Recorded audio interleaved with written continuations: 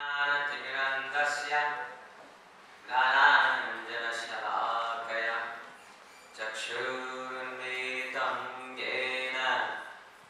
Tasmai Shri Gurave Namaha. Jaya Shri Krishna Chaitanya Prabhu Nityananda Shri Advaita Gadadhara Shri Vasadi Gaura Bhaktavrinda. Hare Krishna Krishna Krishna Hare Hare, Hare Rama Rama Rama Hare Hare. Thank you very much for assembling here, for inviting all the eminent speakers to come and share their experiences. So my topic is religion in storm or storm in religion. If we do not know what is a storm, and if we do not know what is religion, how can we ever actually understand whether there is storm in religion or religion is in storm? So therefore, I would like to spend a few minutes trying to share with you what is actually religion. Religion is an English term, but actually it comes from the Sanskrit origin of dharma. Now, how do we understand dharma? How do we understand religion? What is the source of our religion? Information of religion. You are all technocrats. You are going to become technocrats today, tomorrow. Some of you already are.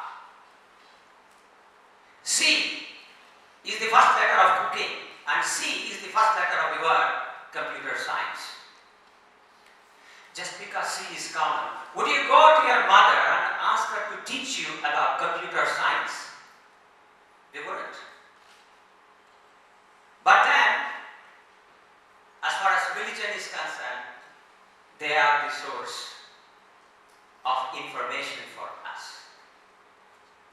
And from where have they obtained their knowledge about religion? Practically, it's they never had any source. The sources, if any, were completely unauthorized. If you want to know about computer science, then you have to get into an information technology course. You have to serve with professors. You have to associate with seniors who are actually experts in that field, so that tadvidhi pranipatena pariprashnena sevaya upadekshati te jnanam gnaninas tattvadarshinaha. This is a vakya from Gita, which says that unless and until you are able to serve somebody in a very humble frame of mind, unless you are going to actually make them aware that you are very, very serious in learning something, and unless and until you do not ask questions for the sake of understanding, you cannot actually get knowledge.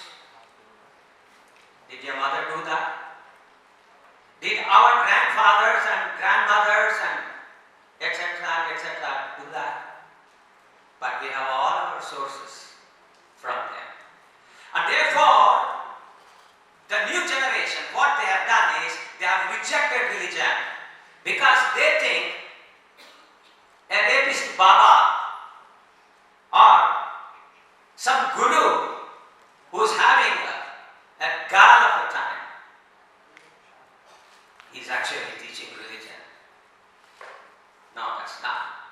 Savai pumsam barodharmo yato bhaktir adokshati ahaituki apratihata yajatma suprasidati. This is a vakya from Srimad Bhagavatam, which is also called as the Amala Purana or Spotless Purana. We have continuously been encouraged by our parents, by our society, that we should go to the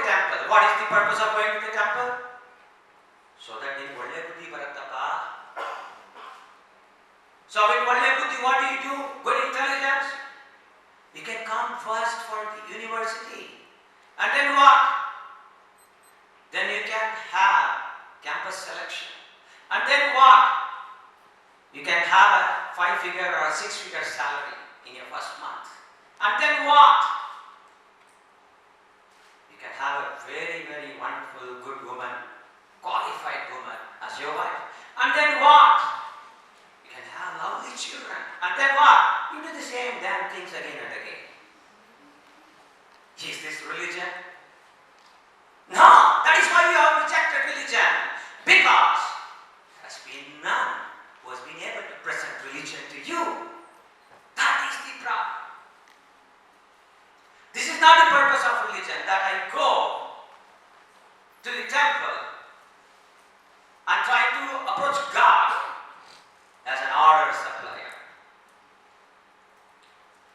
We need to understand what is the concept of God, because God is central to all dharmas.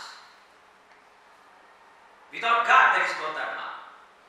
Dharmam tu sakshat bhagavat pranitam. Where all the ethics of the Shastras has been personally given by the Supreme Personality of God. You can call him Allah, she can call him Jehovah, or somebody else can call us Krishna or Rama, whatever you want.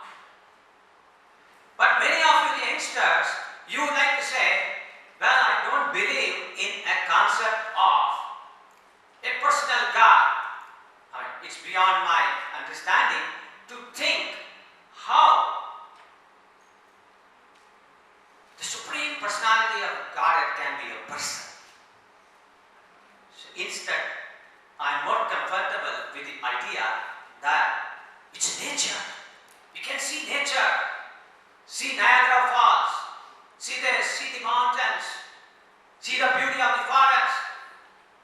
But my dear brothers and sisters, you must understand, nature cannot stand on its own. His nature is very good. His nature is to present everything so precisely and perfectly. Did you understand this point?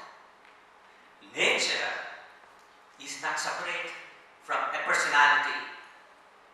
If you go to the dictionary and then if you try to understand, then you will understand what is nature. Nature is associated with a thing or it is associated with a person. So the Supreme Lord, whom we can call, depending upon in which religion we are born, is actually pointing the finger to the same personality. So we need to understand that we should not go to religion to simply get something. There are 3 types of dharmas. Religion. Religion per se, irreligion, and pseudo-religion. But most people who come to you are pseudo-religions. They only promote, okay, you have some problem, oh, you have cancer, no need to go to her. You can come to me. Why? She may be a doctor, but I can non-invasive, non-surgery. I can do something and then I can make you all right. This is not the purpose of religion. This is not the reason why we have to actually go to a person. So therefore, going back to the definition which I gave of Sat Dharma or pure religion is Savai Pumsam Paro Dharmo Eto Bhaktir Adokshaje Aharituki Apratihata Yayatma Suprasidati. It means that the primary occupation or the primary work of every single human being is to feel peaceful, blissful and happy. And how can it be achieved? It can be achieved by actually serving the Lord. And how this service can be done? Ahituki apratihata. which means it has to be uninterrupted and it has to be unmotivated. You see? It has to be completely unmotivated. But the religion that we have come to understand and which we have come to reject is a motivated business transaction. This we need to stop.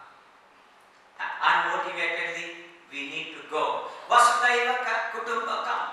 That was one of the primary mantra that has been presented by Sri Kiranji. So what does it mean?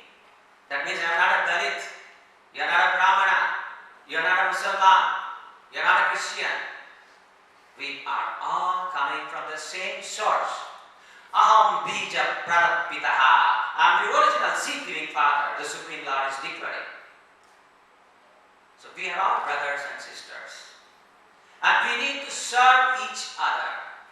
And what is the service that we can actually render to make another person happy? We have wealth. Somebody has to keep the time. We have wealth.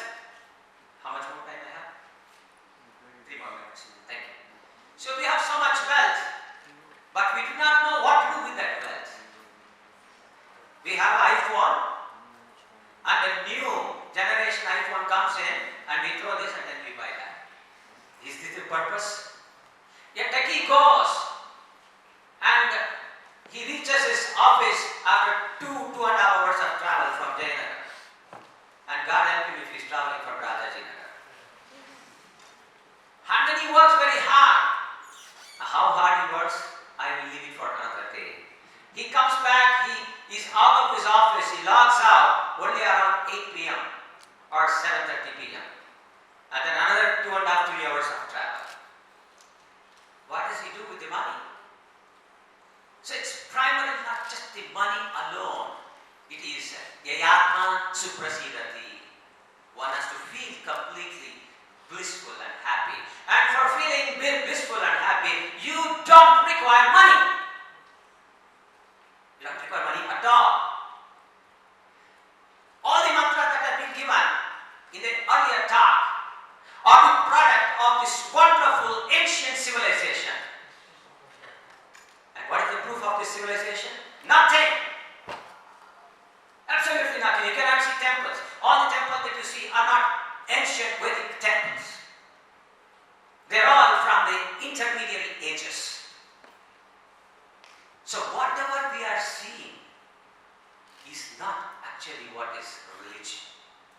So we need to understand. We need to simply thank God for having given us food, water, clothing, and some kind of different kinds of interaction that we have with each other. How do we thank Him? Why do I say that He has given food? Some of you will go on to work in Infosys and Wipro Technologies and Hindustan Aeronautics and Bharat Electronics. Has any of these firms produced a single grain? Can you read this? The nuts and bolts that have been produced by all these highly technologically advanced factories and companies? No. Annat bhavati bhutani pajanyat anna sambhavaha. Food can be grown only by the combination of sunlight, Mother Earth, and water in the form of rainfalls. And none of us have created rainfalls, none of us have created sunlight, and none of us can create earth. India, Kiranji told, actually we are only at re-emerging. Re-emerging, what did you say, sir? Economy. He's perfectly right in that. You know what Macaulay gave in his report to the British Parliament? He said, I do not see a single beggar, not a thief in this wonderful land called India. But at that time we still did not have iPhones. We did not have Wi-Fi's. And then you know what he said? If you want to eat the British lion has to subjugate the Indians. The only way we can do is to strike at the root of their educational system. That's Gurukula system. We do not understand what is Gurukula because we are thinking if I join a Gurukula, Asaram Babu will come and hit me. Period. We do not have understanding of what is a Gurukula. In the Vijayanagara kingdom, Hampi, Kiranji spoke about. You know what you are wearing all these places? It used to be pearls and rubies and diamonds. And how? It was given like sabji, potatoes. This is the culture of India. This is real nationalism. If you want to understand what you are, then you are forced. There's no other choice. You have to understand what is Vedic culture. If you understand what is Vedic culture, then if we can actually work towards Vedic culture, re-establishing the Vedic culture, then we can all be completely happy. So therefore, it is my humble request to the flowers of this country. You're all our fathers and mothers because children is the father of mankind.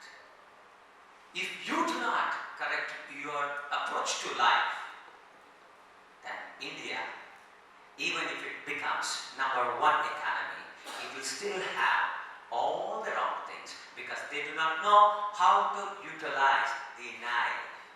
The knife can cut an apple into two and both of us can feed each other, or the knife can cut each other's throat and both of us can fall dead. Therefore, the present younger generation has a great responsibility of actually understanding what is religion. To conclude, there is no storm in religion. There is storm in pseudo-religion. Reject it. Is religion in storm? No, never. Pseudo-religions and irreligions are always in storm. I rest my case.